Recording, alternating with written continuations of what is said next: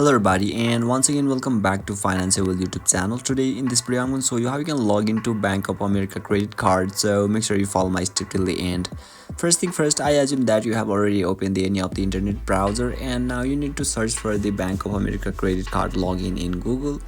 So once you do that, you'll be able to see a link at top on in the screen where you need to tap on that link, and now finally you'll be redirected to the another page of the Bank of America where you can see, but before that you need to scroll a little bit down, and now you can see there is a active your credit card option. So let's tap on that option, and now you'll be redirected to another page again where you can see there are two options. First one is already have an online ID, and another one is new to online and mobile banking. So let's tap on the first option, and finally you will be redirected to the official login page of the Bank of America credit card where you can see it is asking us for our user ID and our password. So once you complete your credentials, simply tap on the login, and yeah, you will be able to log in successfully. And you can see there is a save ID at the right side of this user ID option. So once you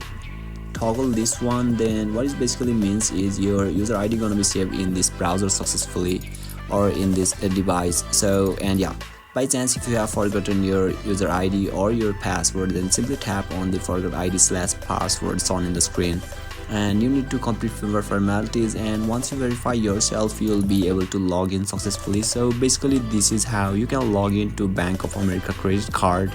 And if you still encounter any issue during this process, feel free to leave a comment and I'll be happy to assist you.